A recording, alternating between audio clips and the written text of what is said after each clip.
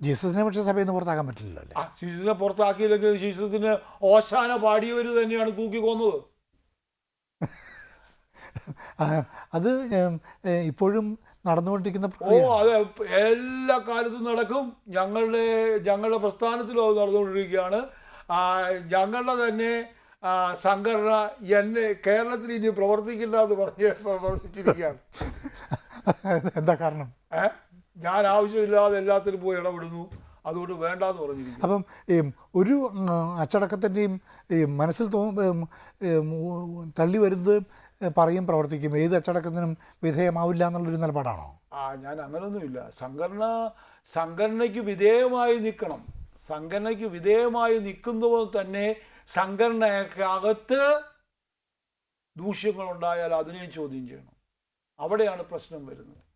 Father കൊച്ചേരിക്ക് കിട്ടിയൊരു അവാർഡില്ലേ, അത്രയും $150,000 മറ്റോ, അത് വളരെ രസകരമാണെന്ന് വെച്ചല്ലേ? അത് അനൗൺസ് ചെയ്തപ്പോൾ അതൊരു ന്യൂസ് ആയിരുന്നില്ല. ഞാനത് വാങ്ങിക്കാൻ വേണ്ടി അമേരിക്കയിൽ ചെന്നപ്പം ഇതിൻ്റെ കാര്യങ്ങൾ എന്താണെന്ന് അന്വേഷിച്ചു. അപ്പോൾ ഇത് തുടങ്ങിയത് ഒരു സൺ ഓയിൽ കമ്പനിയുടെ സ്ഥാപകനായിരുന്നു പ്യൂ ഫിലഡൽഫിയയിലെ റിപ്പബ്ലിക്കൻ ഗവർണറായിരുന്നു. അവിടെ ഏറ്റവും കൂടുതൽ മലിനീകരണം ഉണ്ടാക്കിയ മനുഷ്യനാണ് അയാൾ. സൺ ഓയിൽ കമ്പനിയുടെ അയാളാണ് ഈ അവാർഡ് അയാളാണ് ഈ ഫൗണ്ടേഷൻ തുടങ്ങിയ പ്യൂ ഫൗണ്ടേഷൻ തുടങ്ങിയിരിക്കുന്നത്. പ്യൂ ഫൗണ്ടേഷനാണ് ലോകത്തിലെ ഏറ്റവും വലിയ പരിസ്ഥിതി സംരക്ഷണ ഫൗണ്ടേഷൻ. ഒരു പശ്ചാത്താപത്തിന്റെ ഭാഗമായിട്ട് ചെയ്തതാണോ അതോ അത് പശ്ചാത്താപം? ഇപ്പൊ എല്ലാ മൾട്ടിനാഷണൽ കമ്പനീസിനും ചാരിറ്റബിൾ ഓർഗനൈസേഷൻ ഉണ്ട്. എല്ലാ കമ്പനിക്കും ഉണ്ട്. എല്ലാ കമ്പനിക്ക് ചാരിറ്റബിൾ ഓർഗനൈസേഷനും കാണും, പള്ളിയും കാണും, മോസ്കും കാണും, അമ്പലവും കാണും. അതിനകത്ത് വലിയ പ്രശ്നമൊന്നുമില്ല. ഏതായാലും ഇത് കിട്ടിക്കഴിഞ്ഞപ്പോൾ ഞാൻ പറഞ്ഞു, അങ്ങനെ ഇത് ഏറ്റവും വലിയ മലിനീകരണം നടത്തുന്ന സൺ ഓയിൽ കമ്പനിയുടെ ഫൗണ്ടേഷൻ്റെ പൈസ എനിക്ക് വേണ്ടാന്നും പറഞ്ഞ് വേൾഡ് ഫോറം ഓഫ് ഫിഷർ പീപ്പിൾസിൻ്റെ November 21 അതിൻ്റെ തുടങ്ങുന്ന ദിവസം അതിൻ്റെ ഇനോഗ്രേഷനിൽ വെച്ചാണ് ഞാൻ ഇത് നിഷേധിക്കുന്നത്. ഡൽഹിയിൽ ഇനോഗ്രേഷൻ അവിടെ വെച്ചാണ് ഇത് നിഷേധിക്കുന്നത്. അത് ഭയങ്കര വാർത്തയായി. ഭയങ്കര വാർത്ത ആയെന്ന് മാത്രമല്ല, ന്യൂയോർക്ക് ടൈംസും ഗാർഡിയനും 2 റിപ്പോർട്ടേഴ്സിനെ ഈ ഞാൻ പറഞ്ഞ ആരോപണം ശരിയാണോ എന്ന് പഠിക്കാനായിട്ട് ഏൽപ്പിച്ചു. അവർ 2 മാസം കൊണ്ട് പഠനം അവതരിപ്പിച്ച് ഒരു 5 പേജ് വരുന്ന പഠനം മുഴുവൻ ന്യൂയോർക്ക് ടൈംസിലും ഗാർഡിയനിലും പ്രസിദ്ധീകരിച്ചു. ഞാനോ $1,50,000 ചിലവാക്കിയാലും അത്രേ നടക്കുമോ? നടക്കുകയില്ല. ഈ $1,50,000 പോലെയുള്ള അവാർഡുകൾ നിഷേധിക്കാനും സുനാമിയുടെ പണമെടുത്ത് അപഹരിച്ചു എന്നുള്ള ആരോപണം നേരിടാനും ഒരു കരുത്ത് വേണ്ട. ആ കരുത്ത് ഇതിനകത്ത് വേറെ ഒരു ഭാവം കൂടെ ഇതിനകത്തുള്ളത്. അപ്പോൾ ഈ പഠനം ഹ്യൂഗോ ഷാവെ വെനസ്വേലയിൽ ആണ് ഏറ്റവും കൂടുതൽ സൺ ഓയിൽ കമ്പനിയുടെ മലിനീകരണം നടക്കുന്നത്. അപ്പോൾ പ്രസിഡന്റ് ഹ്യൂഗോ ഷാവെ ഇത് ഉപയോഗിച്ചാണ് സൺ ഓയിൽ കമ്പനിക്ക് എതിരായിട്ട് നടപടികളുണ്ടായത്. ആ നടപടികൾ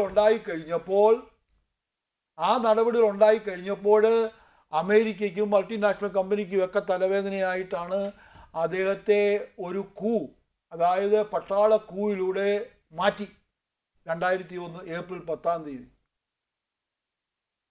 അതിനകത്ത് കാത്തലിക് കാർഡിനലും ഒക്കെ ഉണ്ടായിരുന്നു മാറ്റാൻ. എല്ലാവരും അവരവൻ്റെ ദൗത്യം പൂർണ്ണമാകുന്നതേ ഉള്ളൂ. അങ്ങനെ വന്നു കഴിഞ്ഞപ്പോൾ പുള്ളിയെ മാറ്റി വേറൊരാളെ അവിടെ വെച്ചു. ഇയാളെ എവിടെ കൊണ്ടുപോയി ആർക്കും ഒരു പിടിയില്ല. ഹെലികോപ്റ്ററിൽ കൊണ്ടുകളഞ്ഞു. ഹ്യൂഗോ ഷാവെ എവിടാ പോയെന്ന് ആർക്കും അറിയാൻ മേല. 3ാമത്തെ ദിവസം എങ്ങനെയാണെന്ന് അറിയാൻ മേല ഒരു 10 ലക്ഷം ആളുകൾ പ്രസിഡൻഷ്യൽ പാലസ് അങ്ങ് വളഞ്ഞു. സ്വയമേ ഒരാളുടെയും പ്രചോദനമില്ലാതെ ആളുകൾ ഇങ്ങനെ വന്നുകൊണ്ടിരുന്നു. പ്രസിഡന്റ് ഹ്യൂഗോ ഷാവെ തിരിച്ചു വരാതെ ഞങ്ങൾ തിരിച്ചു പോകുന്ന പ്രശ്നമേ ഇല്ല, തീർന്നു. നിങ്ങൾ വെടിവെച്ചാലും കൊള്ളാം, കൊന്നാലും കൊള്ളാം, പട്ടാളം ഇങ്ങനെ തോക്കുമായിട്ട് നിൽക്കുകയാണ് 10 ലക്ഷം പേരെ കൊല്ലാൻ.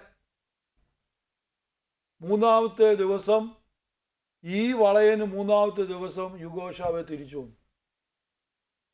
ഈ കർദിനാളിൻ്റെ പട്ടാളക്കാരുടെ എല്ലാം റെസിസ്റ്റൻസ് ഉണ്ടായിട്ടും ജീവിച്ചുകൊണ്ട് തിരിച്ചു വരുന്ന ആളുകളുടെ ഇതാണ് യഥാർത്ഥ ജനാധിപത്യം എന്ന് പറയുന്നത്. ജനങ്ങൾ ആളിനെ തിരിച്ചു കൊണ്ടുവന്നു. അങ്ങനെ ഈ മനുഷ്യൻ 2002 G77 ചെയർമാനായിട്ട് തിരഞ്ഞെടുത്തു. അപ്പോൾ world sustainable summit was taking place in Johannesburg. അപ്പോൾ ജോഹാനസ്ബർഗിലെ ആ ജനറൽ ബോഡിയിലെ ആദ്യത്തെ പ്രസംഗം 5 മിനിറ്റേ ഉള്ളൂ. ഹൂഗോ ഷാവെ പ്രസംഗിച്ച് 5 മിനിറ്റും ആളുകൾ ഇങ്ങനെ കൈയടിച്ചുകൊണ്ടിരുന്നു. അയാൾ പ്രധാന കവാടത്തിൽ കൂടെ ഇറങ്ങി വരുമ്പോൾ ഞാൻ പോയി കൈ കൊടുത്തു, തോമസ് കൊച്ചേരി. അപ്പൊ പുള്ളി പറയാണ്, U were the cause for all my problems. that is a great recognition.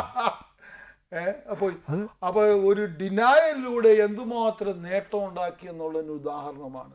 ആരോപണങ്ങൾ വരുമ്പോൾ ഞാൻ നേരത്തെ ചോദിച്ചതാണ്, അതുപോലെ ഇങ്ങനത്തെ അവസരങ്ങൾ ഉണ്ടാകുമ്പോൾ ഇതിനെ നേരിടാനുള്ള കരുത്ത് ഇവിടുന്ന് അതിന്റെ ഭാഗം തന്നെയാണ്. ഉദാഹരണമായിട്ട് 2 ഉദാഹരണം പറയാം. ഒന്ന്, ജീസസ് ക്രൈസ്റ്റിനെ ഏറ്റവും ആരാധകരായിട്ട് കൊണ്ടുവന്ന ആളുകൾ തന്നെയാണ് അയാളെ തൂക്കിക്കൊല്ലണമെന്ന് വിളിച്ചു പറയുന്നത്. ഓശാന പാടിയവർ തന്നെയാണ്. അപ്പോൾ ഏറ്റവും വലിയ അയാൾ എന്നാ കുറ്റം ചെയ്തിട്ടാണ്? ഏറ്റവും വലിയ നിർദ്ദോഷിയെ ഏറ്റവും വലിയ അന്നത്തെ റോമ സാമ്രാജ്യത്തിലെ ഏറ്റവും വലിയ സുപ്രീം കോടതിയുടെ ഏറ്റവും വലിയ കൊലശിക്ഷ ഏറ്റുവാങ്ങുകയാണ്. അവരുടെ അനുയായികളാണ് ഞങ്ങൾ, അല്ലേ? അപ്പോൾ തീർച്ചയായിട്ടും അതൊക്കെ അല്പമെങ്കിലും നമുക്ക് കിട്ടും. ഈ ദിനചര്യ എങ്ങനെ എല്ലാ ദിവസവും പ്രാർത്ഥനയോടുകൂടി തുടങ്ങുക, പ്രാർത്ഥനയോടുകൂടി അവസാനിക്കുക? പ്രാർത്ഥനയില്ലാതെ ഒരു ജീവിതം ഇതുപോലെ നമുക്ക് പിടിച്ചു നിർത്താൻ പറ്റിയല്ല. ഞാൻ ഒരു ചോദ്യം കൂടി ചോദിച്ചിട്ട് നിർത്താം. ഈയിടെ ഈ വേൾഡ് പാർലമെന്റ് ഓഫ് റിലിജൻസിൽ ഷിക്കാഗോയിൽ പോയി പ്രസംഗിച്ച് വിവേകാനന്ദന്റെ പേരിലാണ് അന്ന് 2 പേരെയാണ് ജനറൽ ബോഡിയിലേക്ക് പ്രസംഗിക്കാൻ വിളിച്ചത്. മദർ ടെരേസ എന്നെയും. മദർ ടെരേസയ്ക്ക് സുഖമില്ലാഞ്ഞുകൊണ്ട് വരാൻ വേറെ ഒരുപാട് പേര് വന്നു. അവിടെ വേറെ ഒരുപാട് സന്യാസിമാർ. പക്ഷേ ജനറൽ ബോഡിയിലേക്ക് പ്രസംഗിക്കാൻ വേണ്ടി 2 പേരെയാണ് നിയമിച്ചിരുന്നത്. അന്ന് പറഞ്ഞത് പ്രസംഗത്തിൽ വോയിസസ് ഓഫ് ദ ഡിസ്പോസസ്ഡ് പറയുന്നത്, the life of the planet and the dependent welfare of the humanity cannot be sacrificed for the greed of a few.